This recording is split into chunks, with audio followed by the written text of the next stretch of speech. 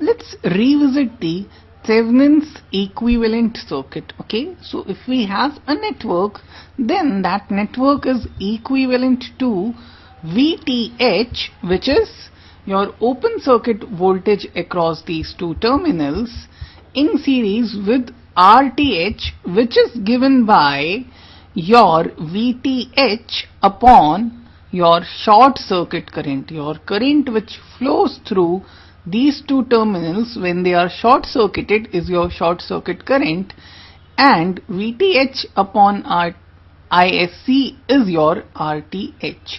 Okay, now if you recollect the source transformations we had seen, whenever we had a voltage source in series with a resistance, we can always convert it or transform it into a current source which is having the same resistance in parallel, and the strength of this current source is given by V upon R, right?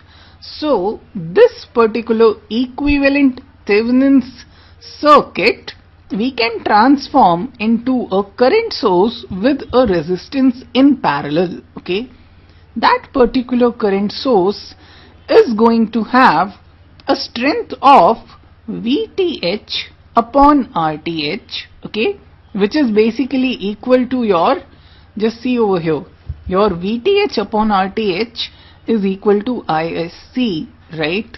So the strength of this current source is equal to ISC, and it has RTH in parallel. Okay, so this type of a equivalent circuit is known as your Norton's equivalent circuit.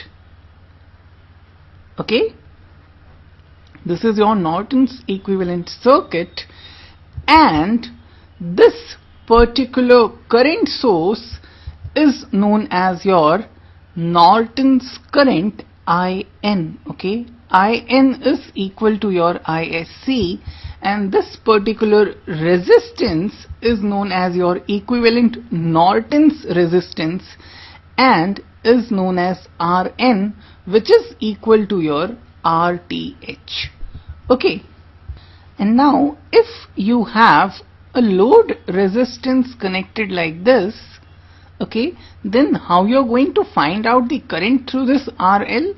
Let's say I connect this load resistance like this, then basically what you have is a current source and two resistances which are in parallel. Okay, so as per your current divider rule, your current through RL, let's just say this is I, is equal to what? It is equal to your net current, which is your IN, into your equivalent resistance, which is RL dot RN upon RL plus RN, divided by your RL. Okay, so you have by RL.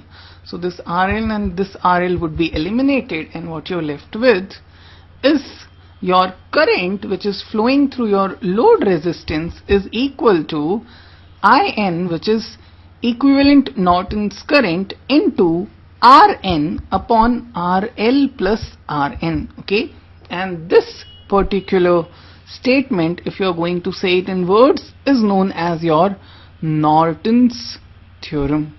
Okay, so this is your Norton's theorem, which tells you how to find out the current through a load resistor by converting the circuit into a equivalent Norton's current with a Norton's resistance in parallel. Just realize this Norton's resistor is same as your Thevenin's equivalent resistance. Okay, so just the way you are going to calculate your RTH, you are going to calculate your RN. Okay, there is no difference between RTH and RN. Okay, so you are going to calculate your RTH and say that it is your equivalent Norton's resistance. Okay, and this short circuit current, how you are going to calculate? This IN is basically the short circuit current, right? So in order to calculate IN, what you're going